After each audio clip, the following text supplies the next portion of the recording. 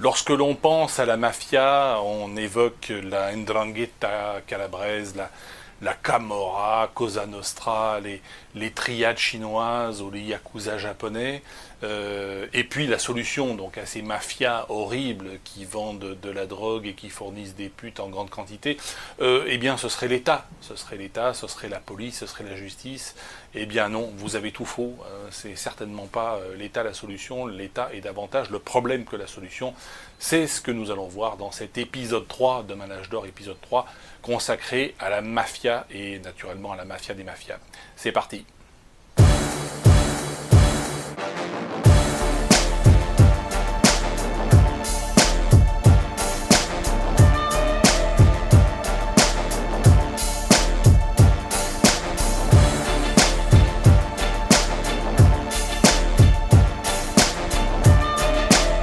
Les vices ne sont pas des crimes. Les mafias qui fournissent aux consommateurs les prostituées et la drogue dont ils ont besoin ne sont que des entreprises illégales, des entreprises qui sont déclarées illégales par les hommes politiques ou par les autorités religieuses, ou parfois les deux, hein, selon les pays. En réalité, les mafias doivent être combattues lorsqu'elles violent l'éthique de la liberté, lorsqu'elles pratiquent le racket par exemple, ou le rapt ou l'enlèvement, lorsqu'elles violent l'éthique, c'est-à-dire lorsqu'elles portent matériellement et volontairement préjudice à autrui. Les personnes qui prennent de la drogue, après tout, ils ont le droit de se suicider, ça fait une certaine, on va dire, sélection naturelle. Et puis après, vous avez aussi des personnes qui vivent avec des addictions sans porter préjudice à quiconque et sans tomber forcément dans la déchéance la plus totale, même si la drogue c'est de la merde dans tous les cas de figure, et qu'un véritable citoyen se doit d'être sain de corps et d'esprit, donc certainement pas de basculer dans la drogue. Mais fondamentalement, les vices ne sont pas des crimes, ça il faut le dire. Ce qu'il faut savoir aussi, c'est que l'État qui pratique, qui est censé combattre les mafias, qui est censé combattre les organisations criminelles, est lui-même une organisation criminelle tout à fait conséquente et tout à fait considérable. J'en tiens pour preuve que lorsqu'il met en place un certain nombre de prohibitions, on l'a vu aux États-Unis dans les années 20, lors de l'époque de la prohibition de l'alcool, il va créer de fait des organisations criminelles qui vont fournir aux consommateurs l'alcool qu'ils réclament, et ces organisations seront forcément criminelles et vont forcément déraper sur le plan du préjudice à autrui, parce qu'elles sont illégales. En Iran, aujourd'hui, l'Iran est le pays qui est le plus touché par l'alcoolisme, précisément parce qu'il y est interdit, tandis qu'il y avait, avant la révolution islamique de 1979, la possibilité pour les Iraniens de boire ne serait-ce que du vin, sans aller chercher forcément des alcools forts. Mais le fait que ce soit interdit, bien, la prohibition entraîne la création d'organisations criminelles qui vont vendre, qui plus est, des produits frelatés. De l'alcool frelaté, on a vu ça aux États-Unis, de l'alcool frelaté, on voit ça aujourd'hui en Iran, mais aussi de la drogue frelatée. Je rappelle qu'au début du XXe siècle, dans les années 1900-1910, on pouvait acheter de la cocaïne ou de la morphine dans les pharmacies. Donc sans avoir besoin de faire appel à des organisations parallèles, à des organisations criminelles. À ce titre, puisque je parle de la drogue, je fais un aparté, je fais de la pub à Gérard Fauré, qui a publié Le Prince de la Coke, après avoir publié son premier ouvrage s'intitulé Dealer du Tout Paris en 2018. Donc là, 2020, le Prince de la Coke, c'est un personnage que je ne connais pas personnellement, je n'ai pas d'intérêt avec lui, mais c'est un ancien gangster, c'est un ancien voyou, c'est un ancien trafiquant. Si la moitié de ce qu'il dit dans son bouquin est vrai, l'ensemble de la classe politique devrait être, ou du moins une bonne partie de la classe politique devrait être fusillée, hein, parce que, alors vraiment, il dénonce non seulement l'addiction de notre classe politique à la drogue, mais également il dénonce les réseaux pédophiles, hein, la pédocriminalité au plus haut sommet de l'État, ça c'est très intéressant. Également les stars de la télé et du cinéma qui basculent et qui sont tenus finalement par les organisations criminelles. Et à la tête de ces organisations, beaucoup de policiers, beaucoup de magistrats qui ont trempé depuis des années, hein, depuis le SAC dans les années 70 jusqu'à une période assez récente, et encore aujourd'hui, dans un certain nombre d'affaires de trafic de drogue à très grande échelle au niveau national et au niveau international. Donc un livre que je vous recommande chaudement de lire et qui vous convaincra que l'État est une mafia. Lorsque l'on parle également d'organisation criminelle, il vient à l'esprit que certaines entreprises capitalistes seraient également des entreprises criminelles. Alors d'une part, les entreprises capitalistes ne produisent pas des armes, des mines antipersonnelles ou des lance-roquettes sans commande publique. C'est l'État qui achète des armes de destruction massive. Mais on pense aussi à la traite négrière et à la traite des esclaves qui s'est mis en place à partir du XVIe siècle à grande échelle.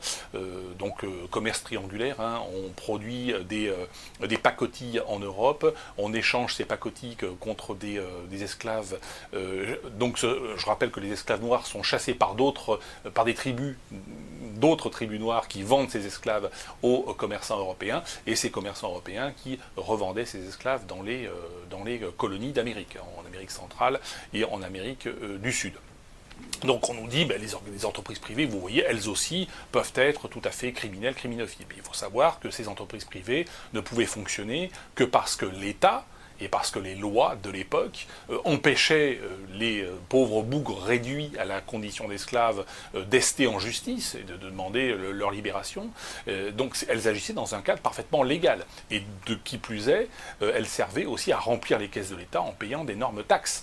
Donc en fait, cette traite négrière n'est pas le fait d'entreprises libérales, mais d'entreprises mercantilistes, d'entreprises étatistes. On est dans le capitalisme de connivence. On n'est pas dans le capitalisme libéral comme peut l'être la boulangerie du coin ou l'assureur du coin. Voilà, où les gens sont libres de s'assurer ou de ne pas s'assurer, ou d'acheter une baguette de pain ou de ne pas l'acheter. Là, on est vraiment dans le capitalisme de connivence, dans le crony capitalism. Et c'est cela qu'il faut dénoncer.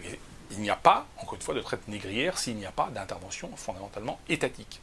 L'État est une mafia aussi par ses taxes. Parce que finalement, qu'est-ce qu'une taxe sinon un système de raquette?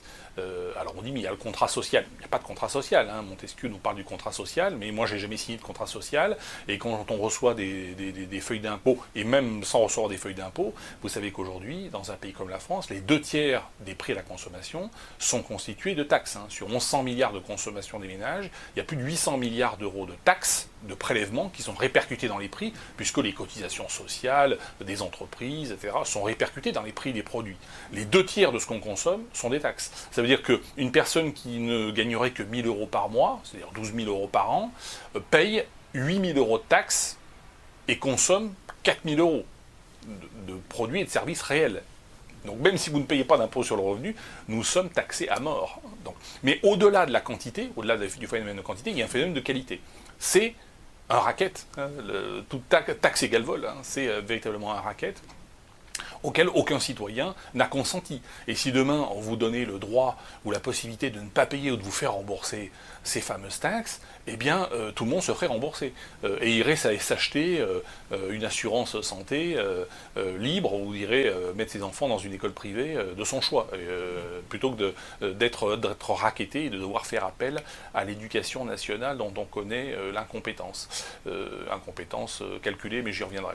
Vous avez également, alors on nous dit, mais l'État est nécessaire pour établir notamment des lois, les lois qui empêchent les gens de s'entretuer. En fait, si on respecte l'éthique de la liberté, qui dit fais ce que tu veux, à condition de ne jamais porter matériellement et volontairement préjudice à autrui, eh bien les lois sont soit inutiles parce qu'elles correspondent à l'éthique, soit elles sont criminelles puisqu'elles viennent contrarier l'éthique. Notamment lorsque l'on vous émet un certain nombre d'obligations, obligations à faire la guerre, obligations à payer des taxes, obligations diverses et variées. Donc les lois sont soit inutiles, soit criminelles. L'homme libre, l'homme franc, se met un point d'honneur à violer toutes les lois scélérates. Donc quand on entend que tel humoriste, ou que tel éditorialiste, ou que tel journaliste, ou que tel intervenant youtubeur a violé la loi, oui, mais si c'est une loi scélérate, c'est tout à fait normal de violer la loi. Et je rappelle que fondamentalement l'éthique de la liberté est au-dessus des droits inventés de ce qu'on appelle les droits de l'homme. L'homme qui n'est qu'une version finalement chrétienne, c'est du christianisme sans l'Église. C'est la nouvelle religion, mais c'est une religion complètement fake. Un point important quand on parle de l'État, c'est l'État minimal. Vous avez un certain nombre de théoriciens, depuis Adam Smith jusqu'à aujourd'hui, libéraux, entre guillemets, on va dire libéraux soft, qui disent mais il faudrait donc un État minimal, un État qui simplement soit là pour assurer les fonctions régaliennes, c'est-à-dire que la défense, la police, la justice, mais qui n'interviennent pas dans l'économie. L'État minimal est une illusion. On va dans des pays comme la Suisse, ou des pays comme les États-Unis, où l'État minimal est mis dans la Constitution, où on fait tout pour limiter l'intervention publique, et qui aujourd'hui, notamment dans le cas des États-Unis, j'ai déjà expliqué que les États-Unis sont la nouvelle URSS. C'est un pays qui est devenu impérialiste, qui est devenu hyper interventionniste, qui est devenu hyper policier. Il y a plus de 3 millions de personnes en prison aux États-Unis. Quand on est en prison, eh bien, on va en général plutôt être dans une université du crime. On apprend à comment devenir un bien meilleur délinquant, un bien meilleur criminel quand on en sortira.